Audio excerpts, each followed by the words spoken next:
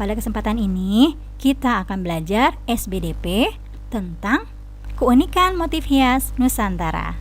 Kalian sudah siap? Oke, kita mulai ya. Kita awali dengan membaca basmalah. Bismillahirrahmanirrahim. Nenek moyang kita pencipta motif hias yang hebat.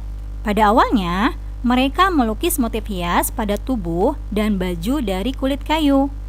Kedatangan orang-orang Kamboja dan Vietnam menularkan kebiasaan membuat motif geometris pada tenunan.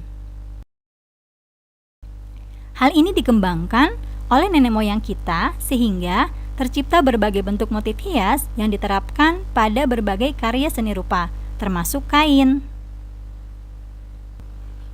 Ragam hias atau motif hias adalah bentuk dasar hiasan yang umumnya diulang-ulang, sehingga menjadi pola dalam suatu karya kerajinan atau kesenian. Nah, sekarang kita akan mengenal apa saja jenis-jenis motif hias. Motif hias yang pertama adalah motif hias geometris.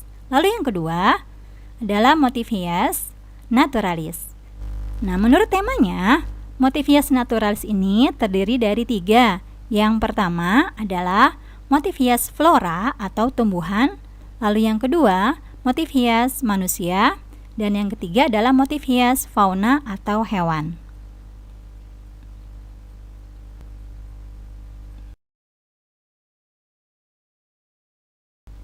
Motif hias geometris adalah gambar hias yang dibuat dari bentuk-bentuk geometris seperti garis-garis sederhana, segitiga, lingkaran, dan sebagainya.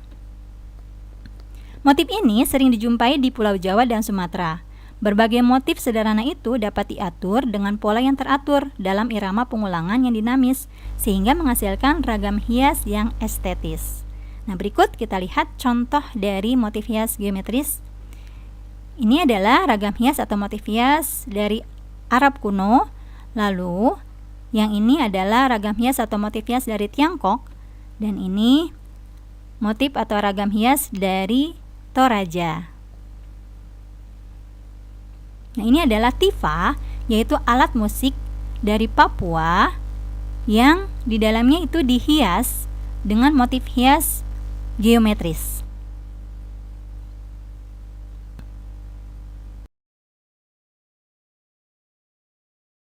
Motif hias naturalis, yaitu bentuk hiasan yang sangat dipengaruhi oleh bentuk benda alam ataupun bentuk yang bersifat dan merujuk dari alam, yang dalam penuangannya pada gambar sangat serupa dengan benda alam tersebut. Misalnya bentuk daun, buah-buahan, bunga, tumbuh-tumbuhan, binatang, bulan, matahari, dan lain-lain. Berikut contoh dari motif hias naturalis. Nah, ini adalah motif hias naturalis, yaitu berupa hewan atau fauna. Lalu ini adalah motif hias naturalis yang berupa tumbuh-tumbuhan atau flora, dan ini adalah bentuk hias manusia. Nah, kita sudah mengetahui jenis-jenis dari motif hias. Berdasarkan hasil penelitian ahli antropologi, disimpulkan bahwa motif hias geometris merupakan motif hias yang cukup tua usianya. Kesimpulan ini didasarkan pada temuan benda-benda purbakala yang telah dihias dengan motif-motif geometris. Setelah mengetahui berbagai jenis motif hias Nusantara, kita akan mengapresiasi keunikan motif hias Nusantara tersebut. Yang kita akan apresiasi motif hias Nusantaranya adalah yang pertama, berasal dari Aceh, yaitu Sulaman Aceh. Nah, Sulaman Aceh ini ada 2. Yang pertama Sulaman Kasab Timbul dan yang kedua Sulaman Gayo. Sulaman Kasab Timbul cukup unik karena motif hiasnya dibentuk dengan benang emas. Sebelum disulam, bagian pola atau patron ditempeli potongan karton sebagai pengisi, sehingga motif sulaman tampak timbul. Sulaman Kasab Timbul banyak diaplikasikan atau digunakan sebagai motif hias pada tudung saji, kipas, sarung bantal, dan hiasan kaligrafi. Nah, bentuk sulaman gayo berbeda dengan sulaman kasab timbul. Jenis benang yang digunakan yaitu benang sulam biasa yang berwarna-warni. Keunikan sulaman gayo terletak pada motif hiasnya yang khas, yaitu bentuk-bentuk geometris berupa garis, bidang, dan tanaman bersulur yang disusun secara teratur dan berulang-ulang.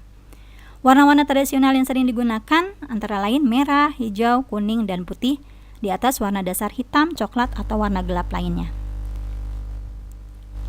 Sulaman gayo banyak diaplikasikan atau digunakan pada busana adat, tas, dompet, dan sarung bantal.